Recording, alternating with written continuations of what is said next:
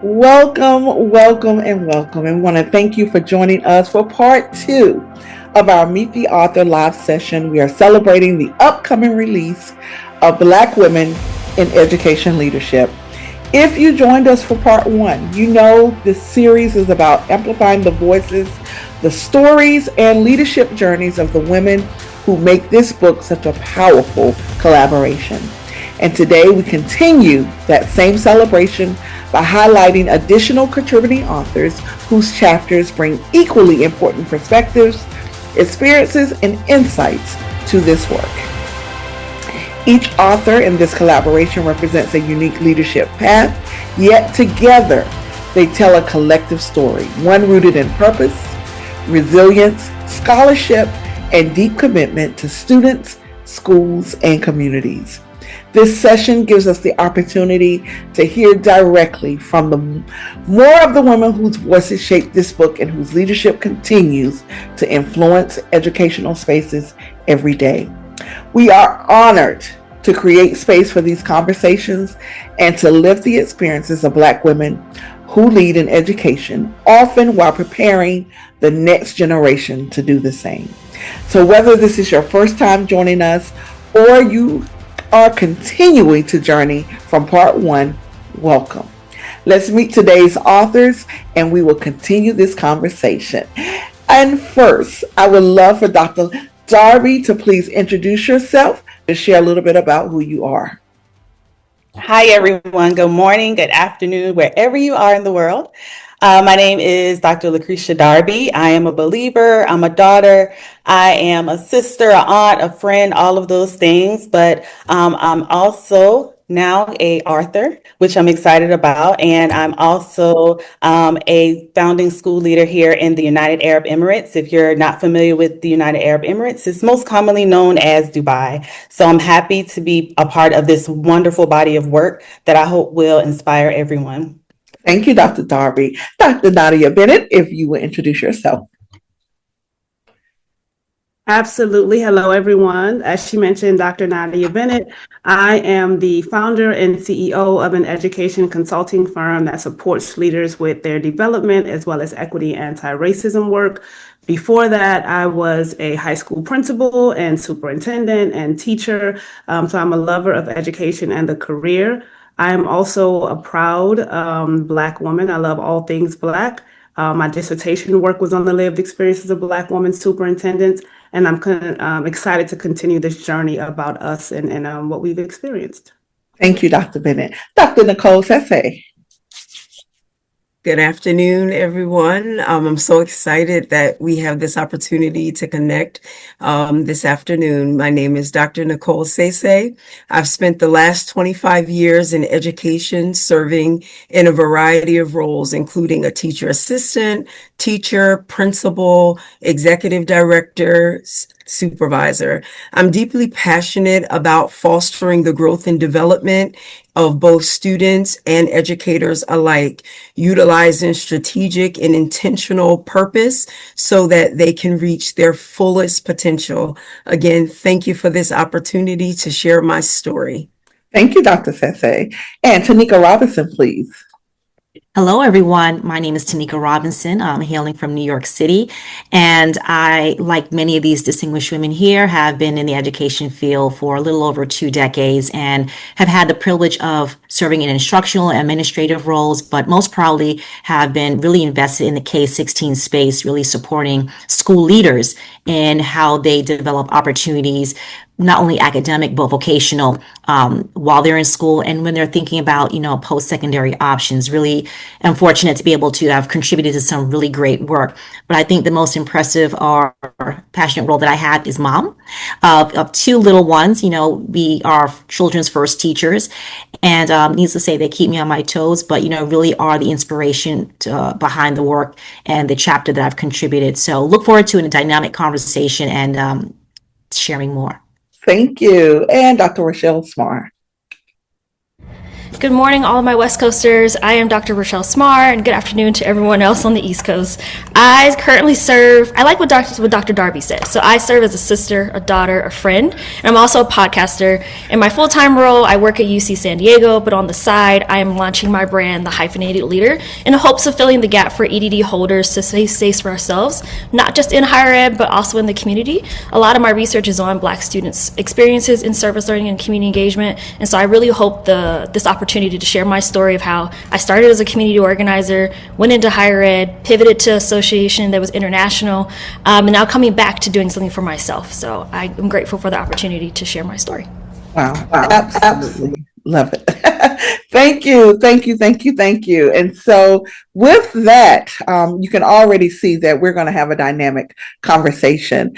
And I just want to say on behalf of Dr. Latrice Younger, who is the visionary and founder of Black Women in Educational Leadership, the nonprofit 501c organization, national organization, again, thank you for your yes. And so we're going to start out about the inspiration to contribute to this body of work. Dr. Latrice put out the call for authors, and she was looking for specific stories to share. She was very intentional, and you answered the call. And so now I would love to hear from you as to why or what inspired your yes. Why contribute to Black women in educational leadership? Dr. Darby. I would say what made me want to contribute to this body of work was the fact that I've always wanted to be an author. And so I have a passion for writing, and this was just a perfect opportunity. And I saw it on LinkedIn, and I said, this is perfect. I am coming from an international perspective, and I want to share my story of what it means to be a Black school leader in the United Arab Emirates, but just being a Black school leader abroad. So that's what made me passionate about wanting to contribute to this, and I'm so excited to be able to share what leadership looks like for me as a Black woman in a international space. Thank you. Ms. Robinson. I think to follow what Dr. Darby mentioned, wanting to pen my story and share it with others was something that definitely appealed to me when I saw the call to action on LinkedIn. And, as I shared, I'm a mom. And, for many of us Black women in education who also take on the role of being parents, that is a narrative that often doesn't get shared, how multi-layered it is. And in many ways, how it has influenced the way we show up as leaders and how others view us in that space. So it was definitely an opportunity for me to take, a lot of the conversations that we have in our smaller circles with our girlfriends, our close coworkers, and really amplify it in a space where, it can be inspirational to others who may be finding themselves not be able to articulate or just find refuge that there is someone else going through this experience as well. So for me, it was one, self-serving as an opportunity to kind of get that voice out there, but knowing that there's power in testimony, and being able to kind of help emerging leaders find their voice in this season. Thank you. Dr. Sese. Yeah, so when I think about my journey specifically, my journey is one that has been met with a lot of triumph, but also a lot of growing and failure and resilience. And when I saw the opportunity to really showcase and be able to share with other women who are out there who might have encountered roadblocks, who might have encountered difficulties on this leadership journey, that I wanted to share with folks that you can emerge under the rubble. And after you emerge, you're stronger, you're more divinely connected. That was my first drawing for why I wanted to contribute. And then I also thought about my dissertation work that looked at women and in empowerment. And often our stories are told by other people. And I thought that it was a significant value for this work for us to tell our stories, our voices, our lived experiences so that when there are other aspiring leaders that look like us, that are perhaps Black women, but women in general, quite frankly, who need that network to say that you can rise above, you can, bypass some of the pitfalls that come through the learning and growing process of leadership. And then lastly, I'm an author. I wanted to engage with other Black women around such a valuable and poignant topic. Thank you. Dr. Smart. Yes, so what invited me or inspired me to want to participate in this is because I saw it on LinkedIn and I was fresh off of my dissertation and I wanted a non-traditional way of sharing my story. And once I reached out to you, Dr. Porter and Dr. Younger, you said we didn't need citations, I was hooked. I was ready to share my story. But truly, it really is because I consider myself a practitioner, scholar, and administrator, someone who started out in the community, who's had a different variety of roles in higher education and beyond, and I really wanted to share my story to inspire others to say, you don't have to have a linear route to this experience, and that there are more than one way to share your experience beyond the traditional going to conferences and presenting or submitting to a journal, but you can share your authentic self in these very brave spaces, and to be able to do it with other Black women who have stories that I can't wait to hear from, it's just kind of inspiring and really encouraged me to want to share my story in a way that's not been told for us, because I really want to own my story and encourage others to own their story and really lean into the non-traditional journeys that we bring to it, because you just never know what leader or student you're inspiring along the way. So true. Thank you, Dr. Smart. Dr. Bennett.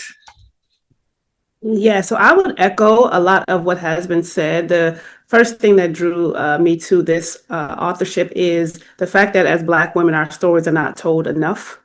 And I was reminded of that when I did my work with the wonderful participants of my dissertation, all Black women who had such inspiring and transformational stories that had not had a chance to really talk through and explain how those stories contribute to the women that they are today. The second reason I wanted to share is because there are a lot of Black women leaders in schools that are coming up behind me that don't have mentorship and don't have someone to say to them, you are not in this alone. I know it's really difficult. Let me try to help you with a path, right, to success. And it can be isolating. And I find that when they can hear the stories of other people that look like them, it can be a source of motivation. I love it. Thank you so much for just first starting us out on your why. Why did you decide to say yes? Because that was the beginning. But I tell you, this is probably my favorite of all, where you get to share just a little bit about what your chapter is about, share your title, and why that you feel the specific information that you're sharing, which most of you have already said is why it's important to tell the story. But the title and just a little of what your chapter focuses on.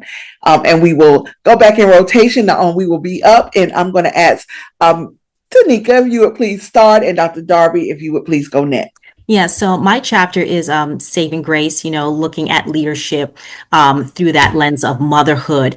And, my chapter really was a moment of vulnerability where, I was finding myself, really advancing in my profession in a school capacity and having the wonderful blessing of stepping into motherhood, but really just trying to grapple, what my identity was, not just as a leader, but as a Black woman leader in education.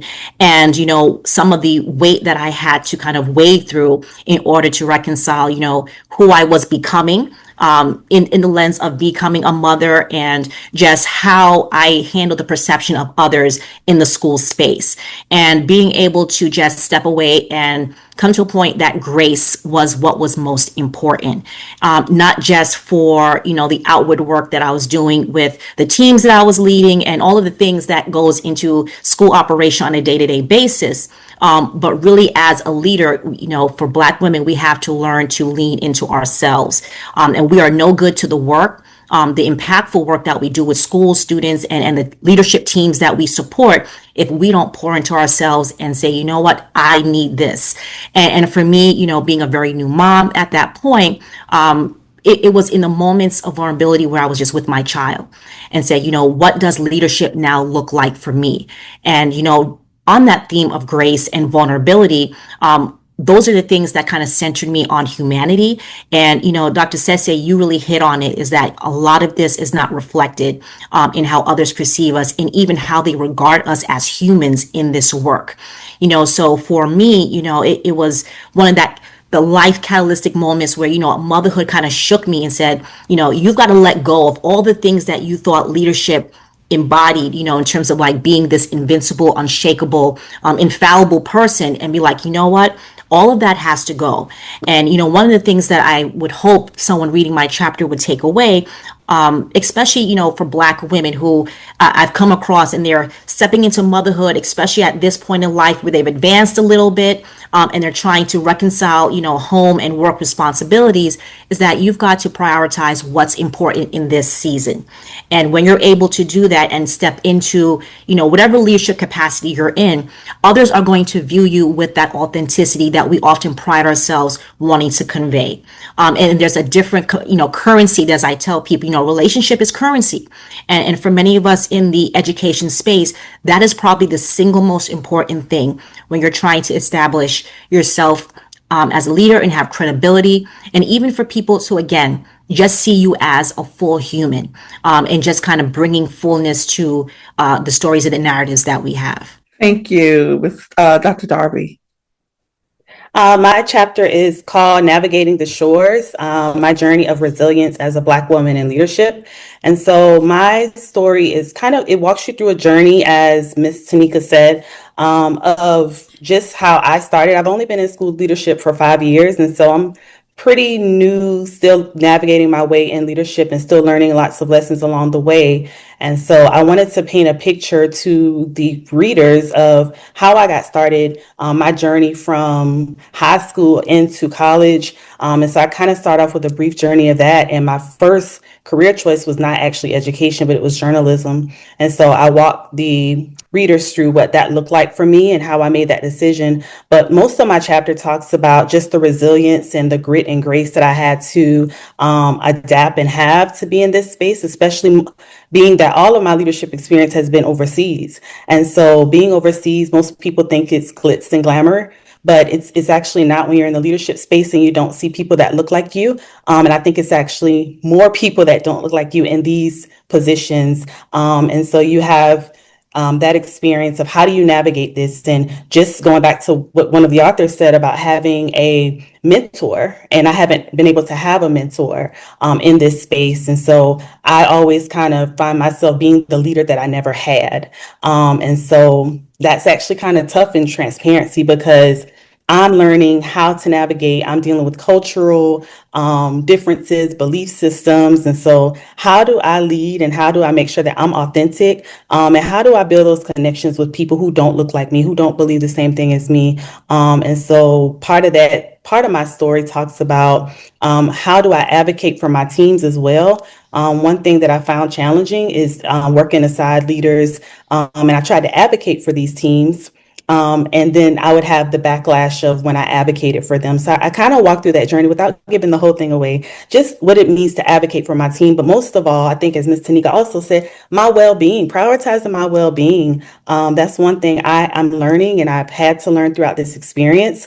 And so I want readers to take away that, especially young leaders, I want them to take away that it's possible, you can do it, and just learn how to have a lot of resilience in this space, especially if you're working from an international space.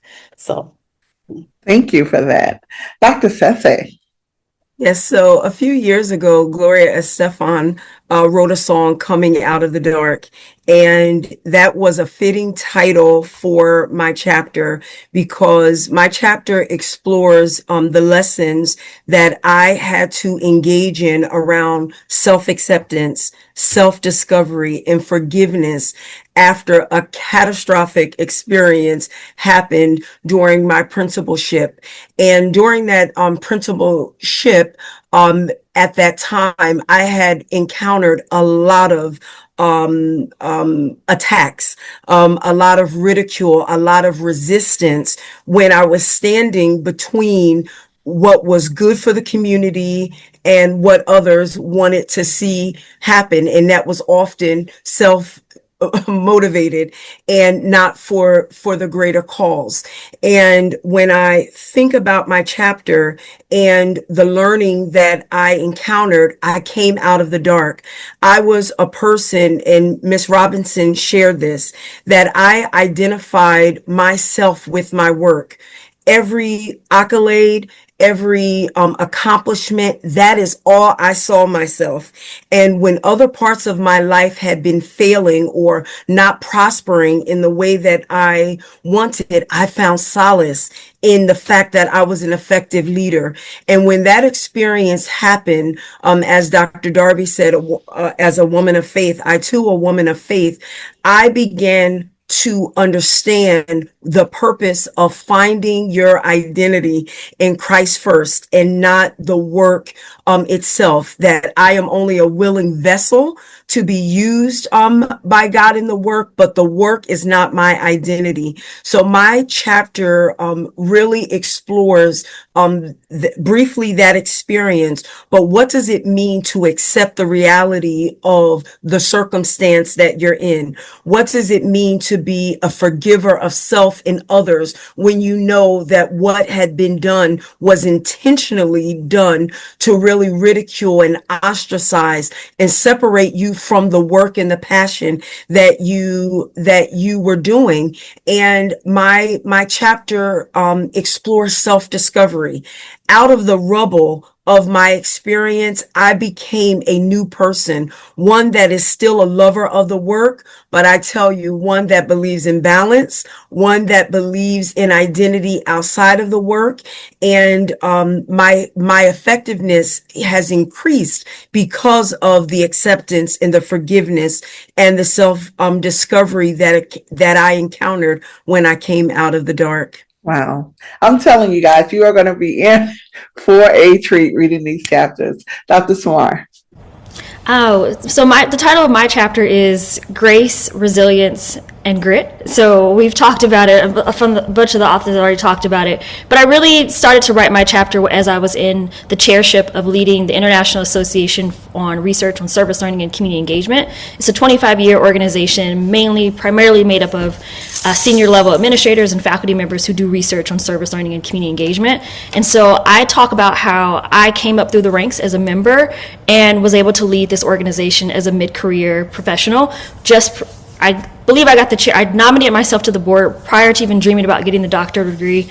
But as my role moved into this role of the chair, it really gave me a moment to reflect on my journey to this space of all the opportunities or all the challenges I had to overcome to become self-confident and self-aware and to really bet on myself as Dr. Smar and lean into this. As you probably can tell already, I'm very much an introvert, and so through my chapter, I talk about how I had to do a lot of self-discovery of looking for mentors, looking for opportunities to really show myself that I can be in these spaces and not lean into imposter syndrome, not feeling like I'm not credible or eligible to be in these spaces.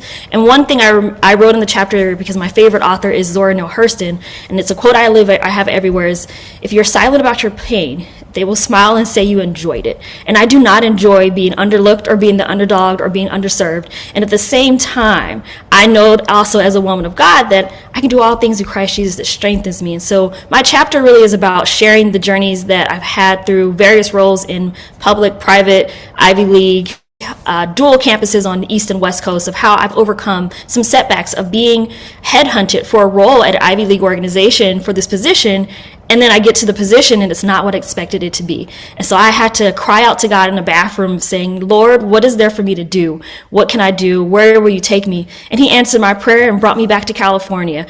And even then I encountered some more challenges, but all through it all, I was resilient. I still rose to the challenges Maya Angelou had. She persisted. I persisted through it all. And my hope is that by sharing some of these challenges of where I had to find white male mentors to speak my name in spaces that weren't going to be entered if they hadn't thought of me or hadn't considered me in these spaces, I had to lean into those non-traditional sponsors. And even to this day, they still reach out, and how I'm trying to make sure that I am an olive branch, am a leader and a mentor to other Black leaders as they're coming up in their journeys, and encouraging any and everyone, find your own PD opportunities. I've had to invest in myself across this journey as well. And so my chapter really is about self-advocacy, overcoming different challenges, finding mentors, and then if they're not the right mentor, pivot, find something else to do as well. And so I hope that my chapter is really relatable and practical in that sense, but also inspiring to let people know, or let other Black women know, like, you can do this work and we have to say it for ourselves. So.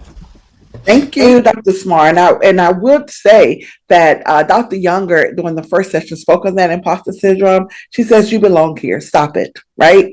No more imposter syndrome. We have done the work, we do the work, and we know that we belong here in this space. So thank you, Dr. Smart, for that. And Dr. Bennett.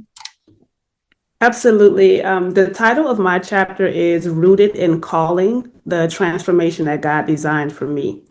And I definitely, in listening to my colleagues here, I definitely hear a through line. So I'm going to actually read the first quote of my chapter because it's just so connected. So the first quote of my chapter is, "There's a reason when we walk by faith, we're only allowed to see the next step and not the staircase.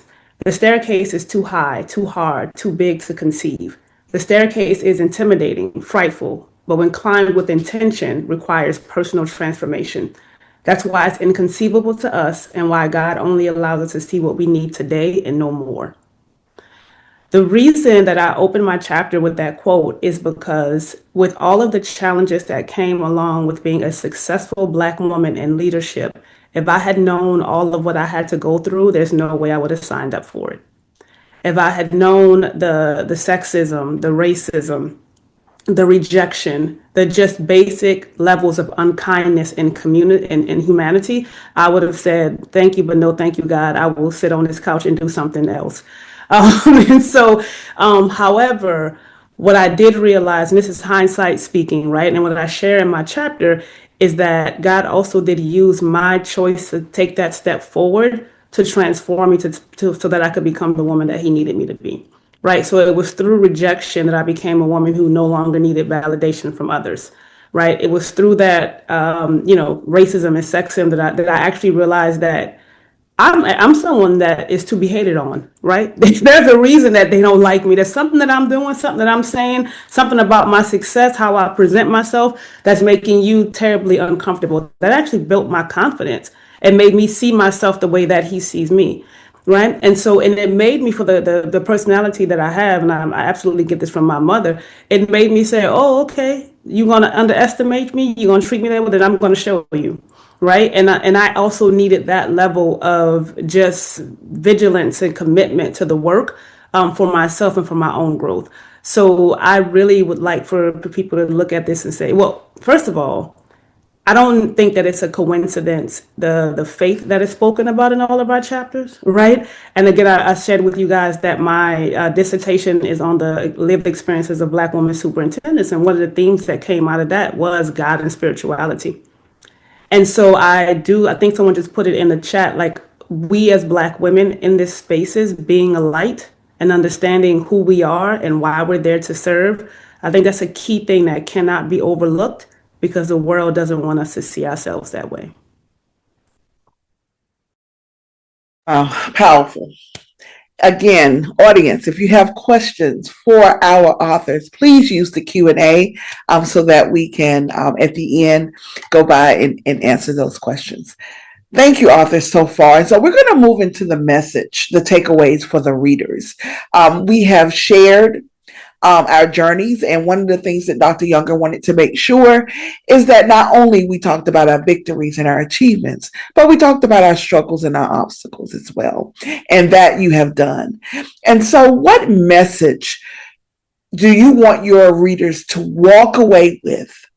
And especially aspiring leaders to take from your chapter, Ms. Robinson. Yes, I think, the fundamental thing I want readers to take away is that, grace is the foundation to sustaining yourself. And when you are in a position where you can do that and do it fully, then the spaces you find yourself in, you're able to better extend that. I think many of us here, we know from lived and professional experience that, when you're able to show up fully as yourself and, not do so with conditions, people are able to respect and treat you with the same level of humanness that, we say so much we want others to regard us as. So for me, it's just very fundamental. Grace is something that is foundational to your own, sustaining of who you are. But I think most importantly, your sanity. I think for many of us, we find ourselves in positions where, you had mentioned this, Dr. Sese, folks set us up sometimes to sabotage us, and to do so publicly. And, the weight of that psychologically can be bearing sometimes, but we forget that we have to give ourselves grace. We are going to make mistakes sometimes. There may be missteps. Sometimes we may even see others on our team make those same missteps, but you have to be able to extend yourself grace and know that you are a work in progress. God did not create us and say, all right, we are finished. There are experiences that you have to go through to better refine who you are as a leader. And that's something that, from the beginning of my chapter and throughout, I echo, so that is something that I definitely would want readers to take away. And something, because I keep it central to the theme of my chapter, walking into different seasons of your life, whether that is motherhood or even something else that you are being birthed through.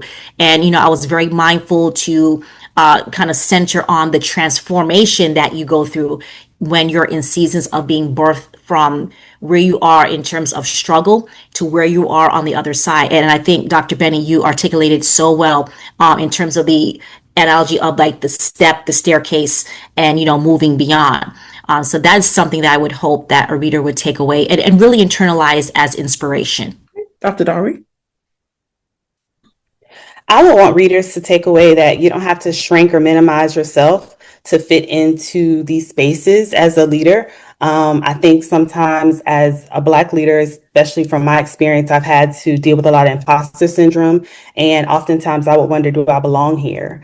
And so there are times I still, grapple with that. Like, do I belong in this space? And so even affirming tonight that we belong here. And so I want readers to read my story and know that, through these experiences, you belong where you are. One of the things that I always think about is whatever thing that frustrates you is usually what you're passionate about. And so for me, something that always frustrated me was bad leadership. In every school I've been in every environment, it just frustrated me. And I would always get, figuring out, how do I deal with this? How do I handle this? How do I navigate this? And then when I became in that space to be a leader, I had to learn, how do I ensure, as I said before, that I don't become the leader like the leaders I've had before. And so I want people to just walk away knowing that, again, don't shrink to be something that you're not. Show up authentically.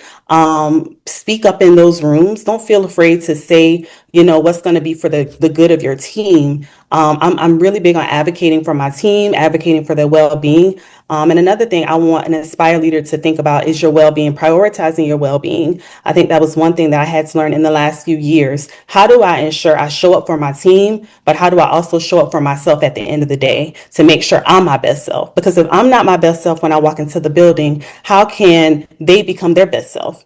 So I want to be a means of support, and I want to be a means of them feeling like they can come speak to me about anything. So I hope that leaders, future leaders, walk away from this story knowing that they're able to navigate the shores of what this journey looks like and to come out on top.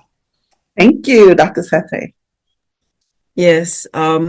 So when I think about what that central idea or thought I want folks to be able to leave away with my chapter is I want folks to know that they can prevail.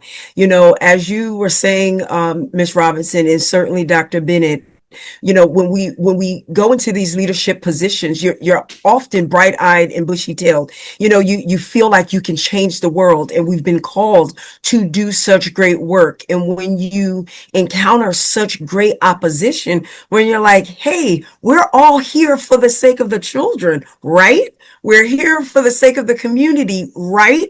And when that is not emulated or displayed, you can become very disillusioned and disheartened. And sometimes with us as Black women, people look at us with such a critical lens that we are supposed to be perfect, that everything that we do is under such a microscope, that anything that is done that even some of our counterparts might do, it is treated in a different manner. I want people to walk away and know that in the midst of calamity, in the midst of challenge, in the midst of adversity, you can prevail. And when I think about my experience, and Dr. Bennett, what you said resonates so much with me about how if I understood what I was going to go through to be able to sit in this seat now, I would have said to the Lord, no, thank you.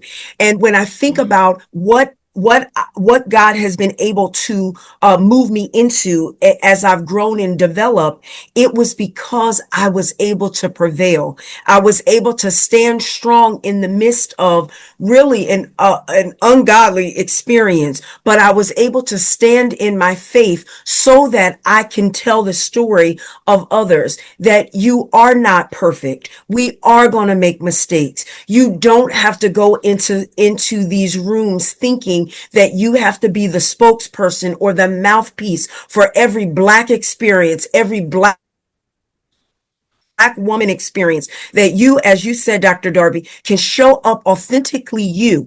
And in the experience where sometimes difficult things are going to happen, but if you look through the lens of acceptance, these are things I had to do, forgiveness of self and others, and self-discovery, moving from that idea of why me?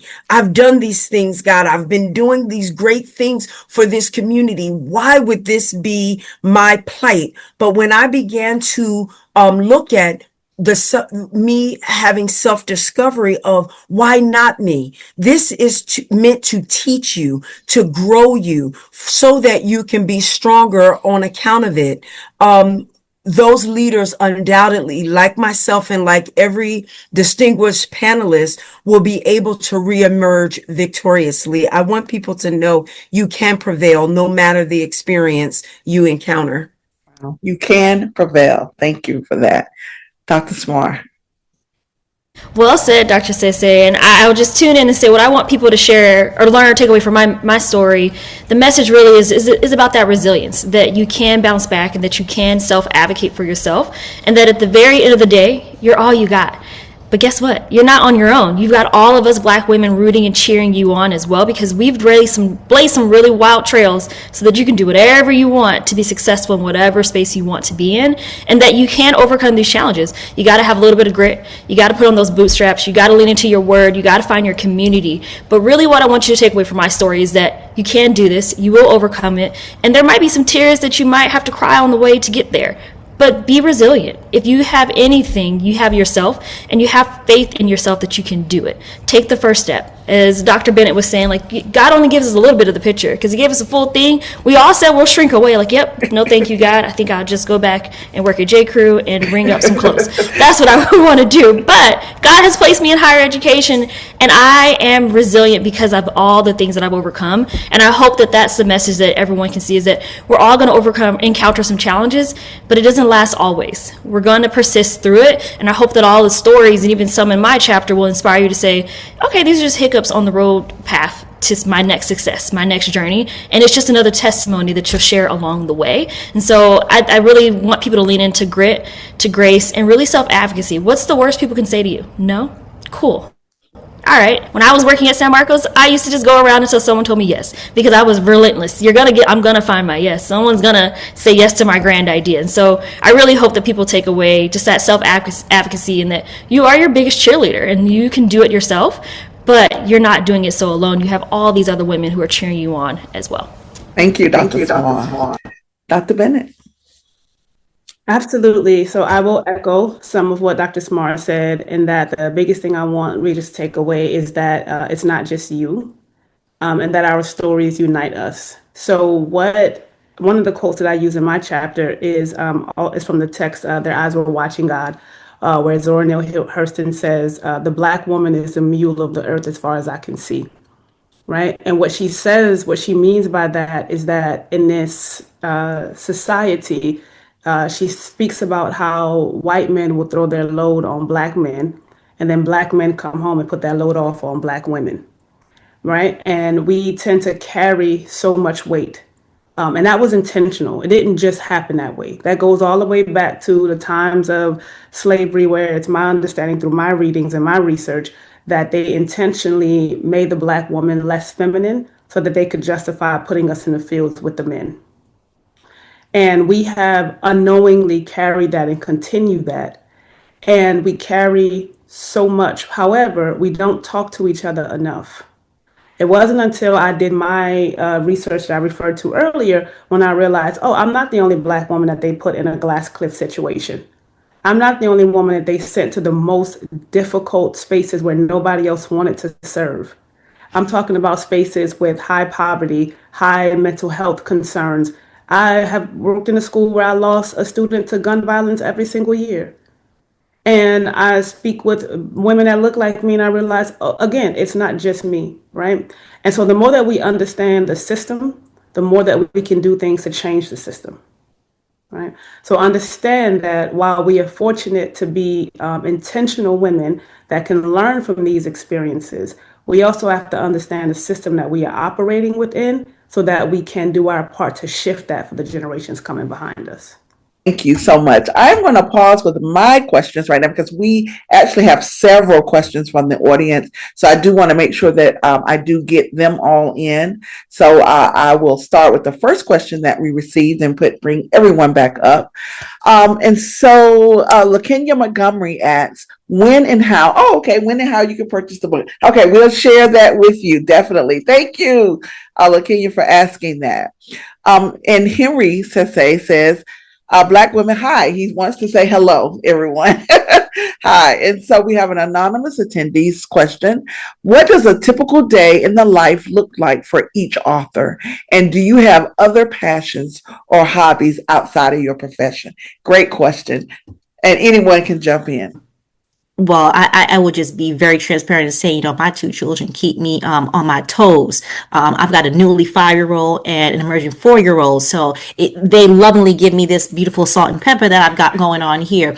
But in a typical day, I do a lot of consultant work with school districts. So it is work that I get to control, and I feel very fortunate to be in a space where I can take all of the experiences, good and bad and everything else in between, and be in a space where I can truly be impactful and have created a niche where I can leverage the expertise that I have, and not be siloed in spaces where folks put me in roles where they feel that I can take the brunt of the work. I can pull myself out and be in places and, really do the interconnecting work that I really truly enjoy, and just really be on the ground helping school leaders, which is really, the focal point of my work. I didn't share this at all, but I am also a doctoral student. So that consumes a lot of my time. So I am very much inspired by the terminal degree holding ladies on this panel, and God willing, will be on the other side in 2 or so years. But I do keep myself busy with that. And I'm very much invested in my community, do a lot of civic work, with youth organizations. And, the Harlem YMCA is very near and dear to my heart. So do a lot of work with that organization. But if anything, just to kind of echo that we have lives outside of, academia, and it's important to keep those relationships and things healthy, because as you said, earlier, Dr. Stacey, when everything in the work world falls, it's the relationships that we have in those other spaces that sustain us. So it's very important that we make sure we don't lose sight of that. I can jump in. So I work for a local school district in New Jersey. So I'm working as a district leader. So I'm supporting that work, school leaders, teachers, all of that. But I am one that believes in balance. That is a running theme in my life. So when I think about different hobbies, I am a pickleballer. I love pickleball. Nice. So I am constantly on the pickleball court, watching tennis, watching football, and sometimes just sitting in my own space, listening to my own thoughts. And I will say that folks have said to me, Nicole, can you clean your house even more? Cleaning for me is so therapeutic, and it is a hobby. I am always buying new cleaning tools, looking at clean talk. So those are some of the things that I do to keep myself well balanced and well grounded. Awesome. Can we have one more?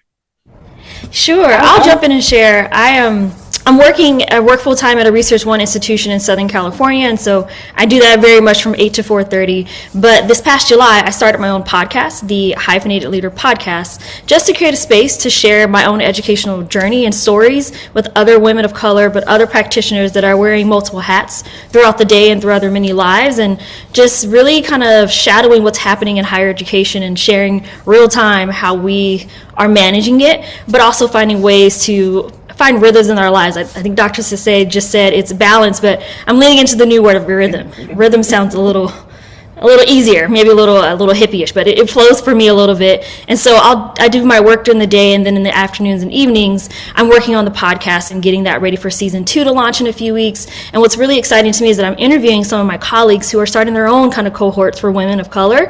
One of my colleagues, Dr. Chanel Watkins, is creating Leading While Becoming for Black women leaders. And so I hope that there's a part 2 of the book so that we can invite her to be an author. I'm spending time with my family more and more as well. And then I'm really stepping away from all the screens and just reading rom-coms. It's my outlet. It's how I get all those creative juices out and can show up that much more for my staff during the day. But it's my kind of guilty pleasures, like get off of TikTok and Instagram and just read when I'm not trying to do all the podcasty things. So that's how I find my balance in my day. I love that. And Dr. Darby, I saw that you were going to jump in, so go ahead. I was just going to say my typical day looks like, as a founding leader, especially overseas, a lot of compliance, which is typical to audits in the US. So I'm doing a lot of compliance and inspections. But most of all, one of my favorite things to do in my role is walkthroughs. I just believe in being present as a school leader. And so for me, I love to make sure that teachers and even all faculty and staff, they see me and they know that I'm present, I'm available for them. A lot of people talk about open door policy, but what does that really mean? And so I want to make sure that my staff, they know that they can come to me whenever they need something. And so I believe one of the things that I am most proud of is that teachers and staff members are able to come to me and share those things. And so a typical day kind of looks like my walkthroughs, doing follow-ups with teachers, being in those meetings, some of the things that I do outside of education, because as you heard when I first started, I thought about this and I didn't want to say who I was based on what I do. And so that's why I started off by saying I'm a believer first, and then I'm a daughter and I'm a sister. But outside of those things, I love to read. I love reading. So yes, I just kind of got into rom-com. I like a lot of self-help development, spiritual books. So I love reading. I love going to the gym. I love traveling. I've been to 25 countries or so. And so my travels have fallen off a bit lately, but I hope to get back into traveling more. And so I'm hoping to get to 40 countries by 40. So that is my goal. I love that. Love that. And yes. So I actually wasn't going to share for this response. You guys have said a lot of the things that apply to me as well. But I do want to share, and I'll tell you why. So first of all, how I spend my days, I founded my own consulting company 3 years ago. So I'm in schools. I'm often between New York, Philadelphia. I work with schools as far out as California, developing leaders, etc. But the one thing I didn't hear mentioned, which I really love to do when I'm not developing leaders, is sleep. And I'm not sure why nobody said it. I read and I vacay. I love a good vacay. But when I'm not vacating and reading, I'm taking a nap. And I think that we as Black women should really respect a good nap. And that's all I want to say. Well, I concur, Dr. Bennett. I concur without a doubt. Our next question is, as Black women leaders, what are some ways you all combat imposter syndrome and build resilience to support your holistic well-being? I'll start. For me, I think my faith in God is one of the things that I always have to lean on. One thing that I've shared with a few people in my tribe is that I've grown closer to God being overseas versus being back home. I grew up in church, and so I'm a church kid and I know all things church. But when I came here, I was by myself. I packed up 2 suitcases I left everything behind to come to this country. And so I had to lean into my faith. And so I think for me, like just leaning on my faith, a lot of prayer when I have those moments. Because again, like I said, I still struggle with those moments, but knowing that I can talk to my therapist or talk to my pastor back home, or even my close tribe, to kind of just know that I'm rooted in God and know who God says I am. Especially when I'm in those spaces and places within the workplace where people try to ostracize me, and where people try to steal the work that I have put my time, effort, and tears into. And so that's often hard. And so it makes me feel, I felt less than. I felt like, why would a person do this? But realizing that, you know, we are all God's children, but just realizing that you are unique, you are different, and there's something about you. You have a calling on your life, and so I try to lean into that, and so I try to show up in places within the schools with confidence, and just every morning I try to have that 5 to 10 minutes to myself to get my day together, and so that might consist of a prayer in my office. I'm really big on valuing my time, so the first 5 to 10 minutes, I think my teachers have learned this too, that the 5 to 10 minutes that Dr. Lucretia is in her office, that's her special time. And so I value that time because that gives me time to prepare myself. And so I want to show up just one, rested, and one, just feeling like, you know, this is what I'm called to do, and walk boldly in that space. Yeah, and I will jump in here. One of the Well, I'll start here. So there's some recent research that came out that it was pertains to children, and the research kind of studied confidence in the human brain, et cetera. And what they found is that confidence is built by doing hard things, and it's really, really key research in that. I think in the last, several years, we've kind of lost sight. We became the give every kid a trophy generation, which I don't think is anything wrong with building young people up and being positive towards them. However, the truth behind that is that our self-confidence is really built when we lean into the hard thing. So how does that apply to me?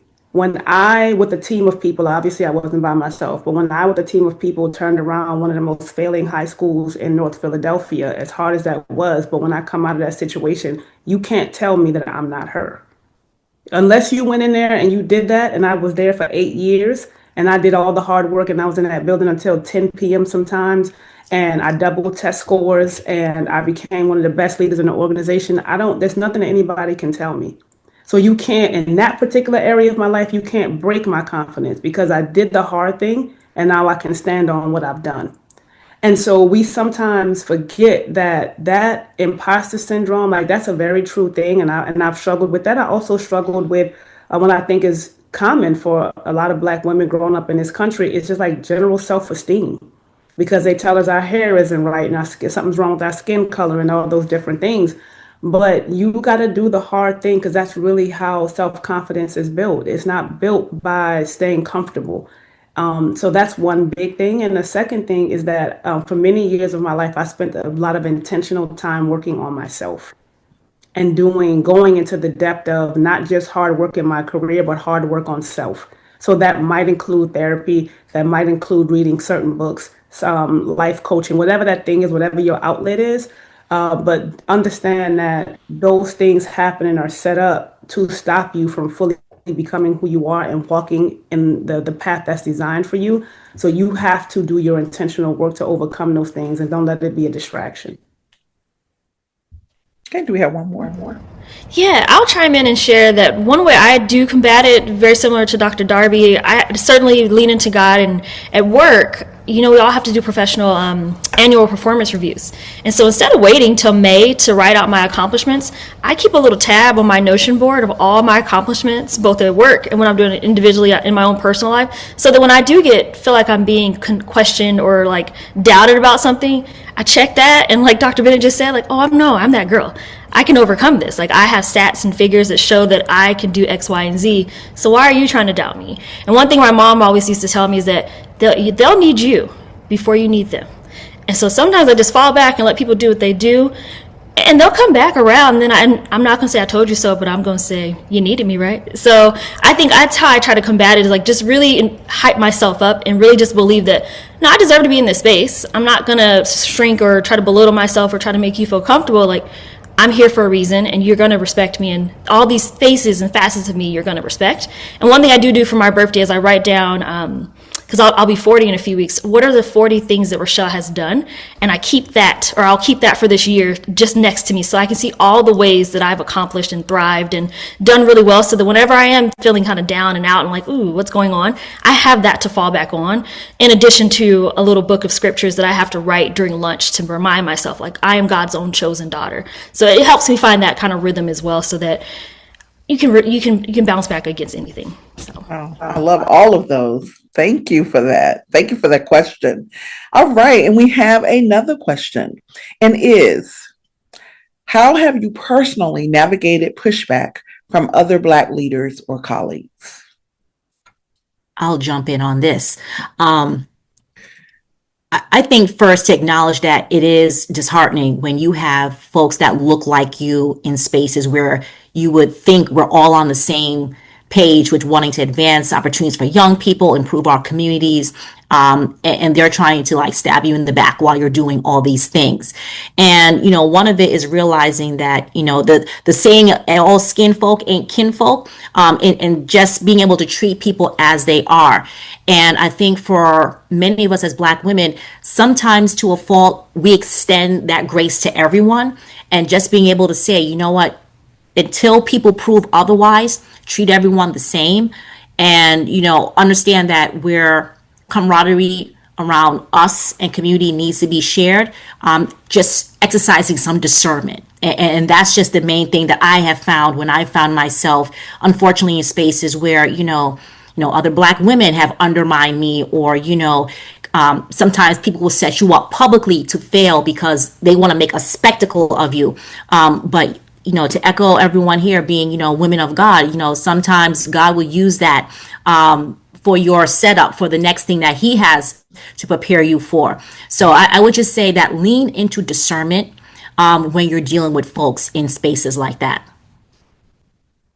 I can jump in. A lesson that I've learned that is tried and true, that you don't need everybody on the bus to make the bus move to the destination. Early in my leadership journey, I spent an inordinate amount of time trying to get people who look like me and people who did not look like me on the bus, thinking that that was going to ensure that we reach success. I had to really come to an understanding that if you have quality people that are willing to get on the bus, will get you to your destination a lot quicker than getting everyone on the bus.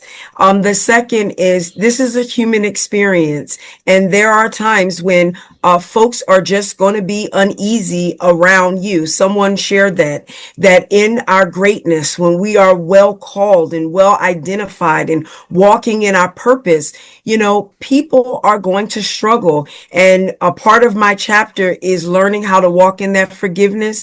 The Lord pushed me to have to sometimes pray for those people, help them try to reach their fullest potential, sometimes even from afar. So the more that we can be in tuned and aligned with who we are, when we see that opposition, often we can then better recognize what's backing that opposition. It could be insecurity. It could be folks thinking that you're going to take their territory, and I have learned to make my adjustments. Scripture talks about being all things to all people. I've had to learn how to speak the language of many different people as I've been trying to move my agenda along, and that has not been easy. But as I have grown and developed in being able to understand, people are individuals, and how they show up in work is an indication of how they're showing up in life. And sometimes in life, they are struggling. So I have learned to give myself grace while extending grace to others. Thank you. And Dr. Darby, this question is to you. Did you get any criticism about using your skill sets abroad, given the current state of the education system in the US and how it may be better served here opposed to in Dubai? I'll say education globally, there are a lot of issues. So I don't get any criticism here when it comes to that. I think that there are issues globally in education. We can look at the teacher retention rate is dropping drastically, and so I think this is not just an issue from where I am located, but this is globally. And that's honestly the best way I can answer that is I don't get any criticism about it. There are often times I have felt that I could be contributing back home, but I know that it was my calling to come here. This is not something I could have planned for myself. This is not something that I wrote in my destiny. So I do believe that I'm here for a certain season. And when that season is up, then God will tell me, okay, it's time to go back to the US. And so I want to be able to contribute. I do believe that it's purposeful that I'm taking these experiences and I'll be able to bring them back to the US to make a difference there. Thank you. Okay, I'm watching from New Jersey. In what way do hiring, evaluation, and promotion processes within educational institutions contain unconscious bias that disadvantage Black women leaders? Secondly, what are the specific manifestations of stereotypes, threat examples, angry Black women, the superwoman, the Black woman leaders must navigate? And what strategies do they employ to counteract them? I'll jump in here. So thinking about the second part of that question, the specific ways that stereotypes show up. When I was a principal, I was a part of a program that we were being coached by sitting superintendents. And the superintendent, my coach was a Black male. And he was a great gentleman. And he shared with me one time that he was in a challenging conversation with a board member and they weren't agreeing. He got so upset in his office, he like took his phone and he threw the office phone across the room. And he would never know this, but the first thing I thought to myself is, man, I wish I could do that. I wish that when I am up against some very real challenges in my work and I am experiencing what one could very well refer to as righteous indignation, that I could become the person that could get so upset and show my anger that I could throw my phone across the room, because sometimes I want to throw my phone across the room. And I know that I cannot do that.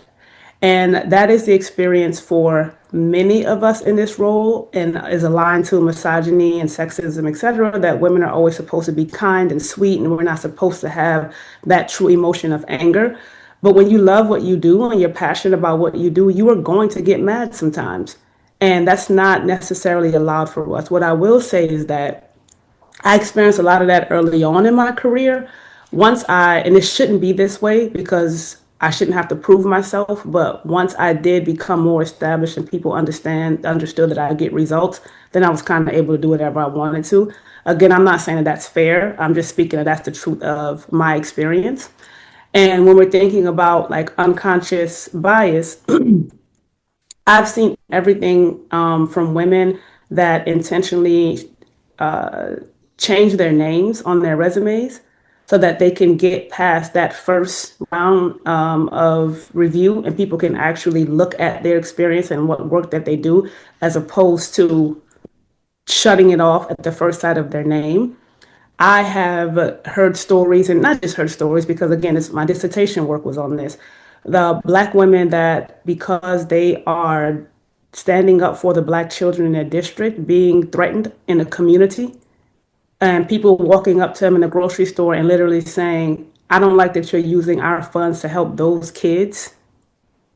I mean, there's so many stories where we are constantly, I actually refer to it as like the triple consciousness, and that we are constantly navigating not only what it means to be an American, but what it means to be Black, but also what it means to be a woman in this space. And so Black women have to, if you're going to successfully navigate the challenges of this work, you have to learn how to operate constantly with that triple consciousness. And it is a double tax on us, right? In regards to how to overcome that and move beyond that, I cannot speak for anybody else, but for me, it was, and I hate that I have to say this, but it's the truth. It was becoming really good at what I do. The reason I say that I hate that I have to say that is because we are often put in positions where we have to prove ourselves, and our white colleagues don't have to go through that process of proving themselves. And that's why I don't like to say it, because when they get into leadership, they're welcomed with open arms and people believe in them and they're invited in. For us, it's, I'm not sure about you until you do that thing that none of us could do. So now we put some respect on your name. So yeah. Thank you. Hi, Dr. Porter. I know we're at time, but I just want to chime in with this Okay. thing because there's a running theme that often happens with Black women in education spaces is that we are often sought to be the cleanup, and we will be put into the prime roles because they know we can get the job done. And very seldom are we ever promoted or considered as thought partners when there's periods of tranquility. So it's like you want us to be the workhorse and the scapegoat, get results done. But once we've gotten the results, we still then have to prove even that much more to get the respect in those spaces. And, one of the things that I've done, and just to echo, Dr. Bennett, it's like, you got to have respect put on your name. Like once my credibility has, proved a track record for myself, then there's no, denying that I can do the work. And, you mentioned this also, Dr. Smart, you have to self-advocate. And not be afraid to defend your integrity as a professional and as yourself as a Black woman. And I think that's something is an uphill battle constantly, but just being very cognizant and being able to say, is this a space that's deserving of my talent and my time and my space? And it's sometimes a very hard decision where we have to walk away some schools and communities where it will be more detrimental to us and our well-being than for us to actually do the work. Okay, thank you. And so we have really two more questions, and I do want to get them through since it's only two. And this one is an easy one. Do you think this book can benefit someone not necessarily in education, but is trying to pursue a position in leadership? And it is an resounding yes. It definitely can absolutely benefit anyone in those positions. And the last question leads us to where we're going anyway. How can we connect with the authors? That was the question. So we are going to go around, starting with Ms. Robinson. Please share how our audience can connect with you, because this, leading to our first question, this will help you know when they are ready for you to purchase the book from them, because it will be on their social media sites. So, Ms. Robinson, please begin. Yes, you could certainly connect with me on LinkedIn. You could just type in my name, connect with me that way. I also have my own education consultant practice, so you can find me on Instagram. I'm trying to get all the social media things straight, at TR Consulting NYC. And certainly through promotion of this book, which will be coming out early in this year. Thank you. Dr. Darby. You can connect with me on LinkedIn. It's Dr. Lucretia D. Darby. Also, I'm on Instagram at Dr. Lucretia Speaks, no space, just Dr. Lucretia Speaks. Thank you, Dr. Sese. Yes, I'm on LinkedIn, my namesake, as well as Facebook. I also founded a consulting group, company, NEB Consulting Group, that supports mentoring and developing leaders professionally and personally. And when you connect with me on those social media sites, you'll have access to my personal website where you'll be able to purchase the book from. Thank you, Dr. Smart. Yes, you can find me on LinkedIn as well, Rochelle Smar. I'm also have my Substack with the podcast, Hyphenated Leader. Hyphenated is spelled with HYPHEEDD,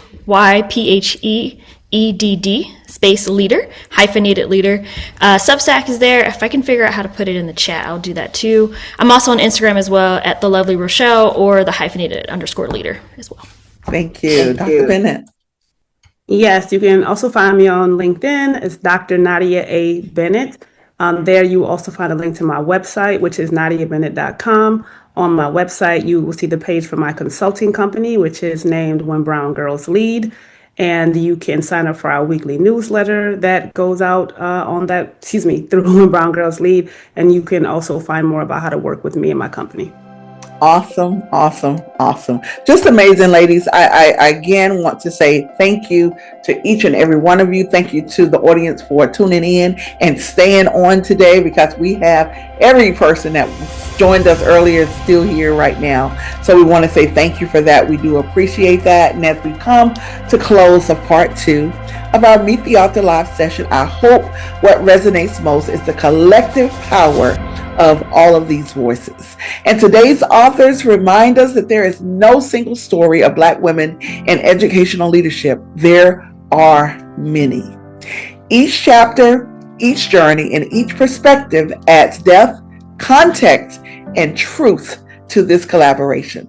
So together they affirm that leadership is not only about the roles we hold, but about the impact we make and the doors we intentionally hold open for others.